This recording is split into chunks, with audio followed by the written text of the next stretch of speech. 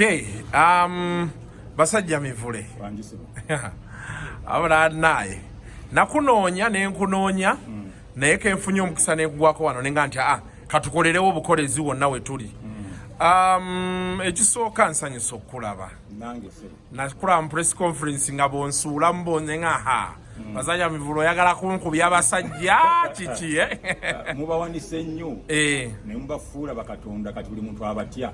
kasita amawulire gatya omuntu ne gatya omukulembeze ne gatya regime ne gatya obwakabaka then society yonna ebadde mwe mulwanirira abantu bawansi so kati batekawo embeera ebatiisa naye gwe nkwebaza nti totya bidudu mulinga mukulu w'Abasajja Mivule kyekikunjagaza kasiku. Basajja Mivule omaze emyaka kumpi 2 mu struggle, then all of a sudden we wake up one day tukulaba oli ku press conference olangirira nti ogenda kuwagira mwami Museveni. Mwami Museveni y'omu gw'omaze ebbanga ng'olwanisa. After 20 years, does that make sense for you? It makes in one way. Bw'olabanga abantu b'obadde opushinga obatwale mu buyinza nga babi nnyo n'okusinga oli ali mu buyinza kiba kirungi n'okola a wise decision okusalawo okusinga okuba okw'amagezi. Oleme kutwala abafu okusinga oli gwe mwagala okujjawo kituuka ekiseera nga muvudde mu fulampeni ne mugwa mu muliro gwennyini. Okiraba nja kulaga obufu bwabwe. Ffe mu Bayibuli tugamba nti omuntu bw'ali mwanga okulabirira amaka ge amakanga gakulemye togezanga ne weeteeka ku kulabirira ekkanisa ey'abantu 1,000 amakanga biramu abantu 3. Otegera kati mbuliraayo ekibiina ddala nga gwe boolaba ekiteredde ekisobola okuddukanya eggwanga buli kibiina kyonna entalo okweyuza. Otegera webona ate abalungiko FDC teyanika buziina bwayo nnyo mu lwatu niwankubadde lumutwala Banandala Mafaabi ne Nabbiira nga beeyuza ku TV. Naye ate ne FDC nabo baalina abavubuka abaakolanga ebintu bano bye bakola. Kyenkugamba nate naye erina ababaka bagidduseeko abasinga. Kakati bw'olabanga gy'oli ate bye mukola bibi nnyo n'okusinga gwe mulwanyisa. Kati gwe mulwanyisa wabanga yaddeko ng'omubi omweru. It's a wise decision, a better decision. Okudda kwoli okusinga bw'oli nenyezebwa abaana n'abazzukulu nti mwe mwatuleetera ekiteego. Bano kankubulire bano bafu nnyo era mwami Museveni sege agenda dda kankubulire opposition erimba bulimbi tewali kibayita opposition tewali kibayita struggle. Otegera omuntu abadde mu struggle eri meaningful abadde omu yekka Besigye Dr. Besigye abambadde okumpi ne Besigye akimanyi bali mu kulya buli sente wenjogerera kati kankubulire kibayita struggle. Toyinza gamba nti oli mu struggle n'oli kuruutinga abantu bakoleko ring fence olukomera nti togambwako buli akugamba ko bamuvume buli akugamba ko bamuwemule. Otegera nga Bobi Wine yabikolera ddala tebabalimba kino Bobi Wine yabatendekera ddala yamanya obunafu bwe. Otegera n'amanya ntajja kusobola kumatiza abantu mu budde buno busigaddeyo n'ali kuruutinga embwaze zivume buli muntu. Omusajja n'agamba nti gwe Eddie Kenzo olinga egundi y'omukazi nze njogerera Bobi Wine olinga egundi y'omukazi. Bobi Wine atavaayo ku kigaana. So tetuyinza abo betuleeta mu gavumenti naye anti kati Bobi Wine ye ayinza okugamba nti ye talina control ku muntu kyayogera. Kakati oba avaayo mu nkukutu n'abagamba empolampola eri nga bali eri n'aga nti kyemukola kikyamu. Public eba edemandinga okulaba your integrity ensaayo vaayo ogambe nti bannange abavuma abantu nga byekwese mu linnya lyange. Okutegera abo sibamanyi. Tulina abantu wano kati by the way nga Museveni senge yagenda dda tetulina kye bayita opposition bano abantu bali mu kunoonya ngeri ya kubeerawo nga bannambooze.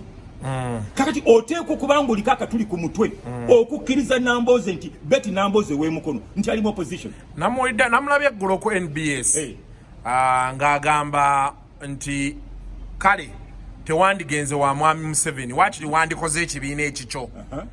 Kuba bw'oba ogamba nti eno bakunyiizizza waakiri wandikoze ekibiina ekikyo. Kakati nze simanyi muntu mwononefu kwenkana Nambooze be bantu okubulwa seriousness ekiremesezaawo Museveni serious opposition. Nambooze bakoze kinene nnyo okusirwaza abantu nti bali mu opposition. Ekimujja mu DP ne balema okutereeza DP entono agenda kutereerezaawo eggwanga eddene. Kabale, Koboko, Soroti, Masindi banatereza batye eggwanga nga DP ebalemi n'ava mu DP n'agenda oba yagenda ko musuubi ne baveeyo ne bagenda mu people's government wa Dr. Besigye. Bwe bavuddewo Dr. Besigye okutegeera lwaki tiyasigadde mu FDC eyo n'avaayo azunga buzunzi nga gana agasowera galungube agabbulu okutegeera era omanyi kye gakola kati n'agenda mu people power amaze ebbanga lyonna ng'avumirira people power.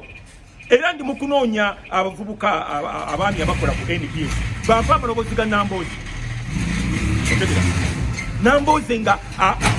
olwokibayita implication implying nti Bobi Wine tasobola kufuga ggwanga lino.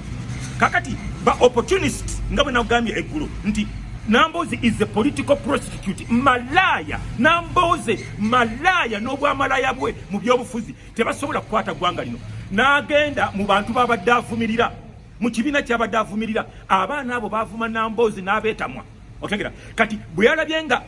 mukono waali tasobola kuddamu kuwangula kalulu n'agenda n'afukamirira babadde avuma ba Bobi Wine abasabe kaadi a prostitute that is prostitution. Nambooze malaya awedde emirimu mu byobufuzi be batulemesezaako Museveni bali mu scheme, it is scheme kukola sente tebali serious at all. Ekibagana okuzimba deputy ki ekibagana okutereeza ensonga zaabwe mu deputy ki otegera then anfunaana mbwe okugenda gye nayagadde baali babiri ne Elias Lukwago ye n'asalawo okugenda mu Nuupu eya people power. Elias Lukwago w'ekitiibwa n'asalawo okugenda mu FDC. Choice buli muntu yamanyi walaga otegera toyinza kuvunaana muntu nti agenze eno kati nze navuddeyo nga bannambooze boonoonefu era wamulabye bwe twabadde ku NBS TV abalala ne boogera ba Alan Sewanyana balwomushana baokitiibwa ogundi Kiwanda Nambooze olwamuwadde akazindalo yatandise kuŋŋamba omutwe gwange mulalu otegera bo bavumi tebali serious kati Nambooze tekimanyi nti abantu bamukoowa Nemengo bamugoba Nambooze yagenda juzi namuggalirawo otegera kind of saying nti twakoowa obwamalaya bwo otegera malaya wa byabufuzi otegera akakazi kanoonya mbeera yakubeerawo tekali kugwanga kukyusa Mwami Museveni tajja kugenda nga tukyalina bamalaya b'ebyobufuzi ba Nambooze beti bakireke malaya w'ebyobufuzi Museveni tanajalaga akati kankubire mu minta n'akyemalira myaka 34 atukalakata Mwami Museveni ng'otandika okutraininga abantu abawemusi abafuma otegera kati okunguma nti omutwe gwange mulalu kyekijjawo Mwami Museveni they are lost tebali kumulamwa wabula people power kyetugyebalizaako egenda kuteereza obulamu bw'aba Nambooze bagenda kuyingira mu palamenti batandika okulya ssente naye obulamu bw'abantu bano abaagala change tebagenda kugifuna okutuusa nga Mwami Museveni agenze ne ba Nambooze nabo ne bava ku platform. Kiwanda abadde mu palamenti yali resigns nani Kiwanda bayinza okuba bamusuubizaayo ekifo naye Nambooze kati ye alwanirira abantu yekayemulwanyi ono mukozi wa ssente wumula ogurumi ng'omuntu omulala baga Mwami Museveni naye aveeko nabo tebavaawo otegera naye bo tebabaddewo bbanga Mwami Museveni lyabaddewo kakati kankubulire lwaki oyagala kumala ddiweza tuloke tukakase nti oli muntu mulungi naye adde ebbali okutegera omuntu azunga obuzunzi naddeeno nadda mu kino ntalo zokka zaage era neyo gyagenze yalangira n'okulangirira bwe banaamala okutuuka mugundi mu buyinza ngaddayo wa mu DP tewali kye bayita Nuupu era kati njogera eri eggwanga nga maliriza gavumenti ya Mwami Museveni mwe mutuleetedde ba Bobi Wine mwe mutuleetedde abawemuzi ku stage mwe mutuleetedde abavuma abantu NRM yeresa abavumi kubanga singa baali bakola ku nsonga z'abavubuka okutegera bana abavubuka bambi bwavu batawaanya teri muntu ayagala Bobi Wine teri muntu ayagala people power abavubuka sente bulamira mirimu bwavu okimanyi muganda wange abantu abandabye nga nkola press conference balowooza nalabye dda mwami Museveni abali mu people power abansaba mbakonekitinge bambi nabo bavuye mu people power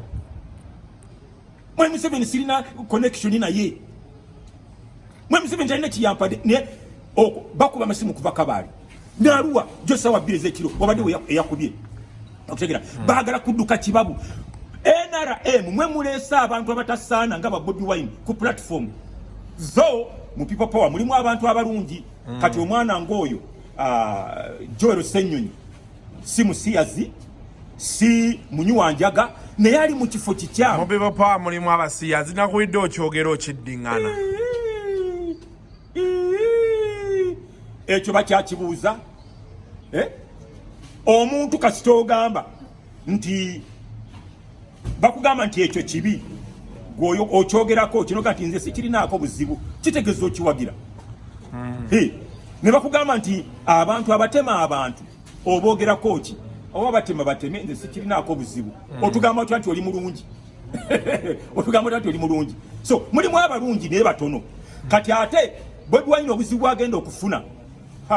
simanyi 221 kubanga abantu bennyini bannannyini people power be bana batunda ennyanya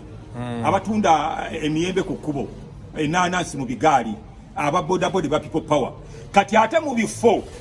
tebalina buyigirize bugenda mu bifo kati bano ba political grabbers ba Nambooze ne bajja ne bayingirawo abatali ba nuupu abatabadde mu struggle ya people power olaba buzibu bugenda okugira bo bagende mu parliament kati bafunye kadi za people power bagende balye abaana bana abawansi balemo okutuuka mu nsensuubize okiraba nti abantu abavumye Bobi Wine ku platform zezenjawulo mulimu yamugamba nti alinga embizi y'omu nsiko ono Dr. Mulamba yagenze ne bamuwa kadi eya nuupu otegera waliwo yagamba nti yeetaaga emyaka emirala 10 ngali mu parliament asobola okufuuka president omulungi yagenze ne bamuwa kadi banamboze bonna abadde bavumirira people power bagenze ne babawa kadi akati ongamba otya nti waliwo nuupu now nga tuwunzika mwami Mivule bibuuzo bibiri ekisooka nga benadde ngambye emyaka 2 ng'olwanisa Museveni kyakujjidde bujjizi n'oga nti bannaye kimala kansale tewabaddewo ene other choice wagambye kangende mpagire Museveni full stop ekijja kijje ya part of it okyogedde bulungi nagambye kampagire mwami Museveni ekijja kijje abantu abatampandiika ne bampa omulimu nwanyise gavumenti sirina kibiina kyonna kyembadde nkolera tewali muntu yenna abadde ansasula n'okubimpandikira si babimpandikira bigambo biri mu mutwe gwange ze nekulira lisaachi wange nga nti wano waliwo obukyamu ne mbwogerako emyaka 2 mwaba atandise ejjo ne mutandika okutuvuma ne mutuwemula okutegera nga siraba na kugenda kwama nti ngenda wama Museveni olwankwata bwe bati bepa abantu ba Bobi Wine bagamba mbu napanza akabadi bampambe nfune erinnya ekyo kyannuma nene ensirika okutegera ekyavaamu bwe nayogerako nti bannange nze muganda munnammwe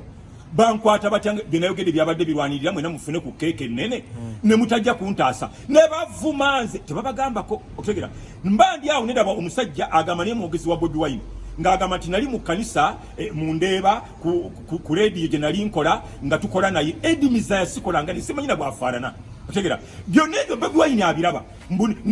bansanga ndi ku mukazi mu kyaki ekiro mbu pasita Bugingo nangoba Bugingo tamumanyi takolangako naye tebibanga nawo kati obugwagwa bwe butyo nenga nti bana abantu okunvuma Bobi Wine ng'asirise talina kyabanyega ndiko family n'ogamba nti neebaka n'omukazi mu kanisa of all places ne toilet gye ziri ne manju mu mwanyi otegera oba mu bibanda by'embaawo ebiri awo ne mu kanisa mwennyini ekintu kyannuma n'engamba bano bagwenyufu nnyo ekijja kijje kangende wa Museveni mwami Museveni sinamulaba ne malaga mweteekako olw'obulumi obungi ndi musajja nina abaana nina omukyala ongamba otya nti nebaka ku mukazi mu kanisa ne bankwata ne bangoba mbu nenduka ngenda ku lady akaboozi ate sije nagenda kati finally Bobi Wine wagezaako okumufuna omunyonyolemu ku nsonga zino nti abasajja bo bavuma bakolayo bati Katonda akola decision yo kankubulire Nambooze olunaku lwayingira people power oba nuupu yakigambira ddala Bobi Wine n'amugamba nti ebbanga lyonna nze badde ntyaye wammwe eyo lw'abantu kunvuma bagambe tabimanyi mwana muto then bw'aba tabimanyi ti abantu bavuma abali people power tasaanira kubeera mukulembeze wa ggwanga security ogikola otya intelligence nga bana boogere ddala olwatu weefuula nti obimanyi onosobola otya intelligence y'eggwanga bino bya lwatu ate ne weefuula nti obimanyi mugambe ki ku kintu kyalaba otegera so bwe nali ku NBS TV waliwo TV emu gye naliko ne ngamba nti ebimu bye bavunaana mu M7 bano abajja babi nnyo bajja bikola n'okusinga mu M7 byakoze nze Buganda wange nkolokose mu M7 otegera nkolokose mwami mu 7 otegera sifunangako buzibu ne mu 7 personally bano banvumira ki nalebe omukulu Alan Sewanyana omubaka we Makindye ng'agamba nti nange mbadde nvuma Dr. Besigye baawule katika musomese Alan wadoli mu parliament si byonna nti obimanyi mwawule okukriticizinga n'okuvuma mu byawule oli bw'agamba nti Dr. Besigye obanga ddala bakubba obululu wafuna milioni nye z'abantu ekikugaana okutuduumira tuyiike mu nguudo za Kampala tulwanirire obululu bwaffe kiki tekuba kuvuma criticizing otegera era ne mu 7 nze simuvumangako I've been Museveni's critic number 1 for so many years okukriticizinga kira n'okuvuma so maliriza ngamba kyasanyu nnyo Mukama Katonda yebazibwe yatukubye enkata ng'Abaganda bwe bagamba people power eri wano mu Kampala tesuka mukono ne mu Kampala mu M7 yabawangudde ebali wa Kampala wonna 0000 nteekateeka okusaba okwekwebaza Katonda okutuwonya abasirusiru n'abagwagwa abawemuzi abadde bagala okufuga ensi yaffe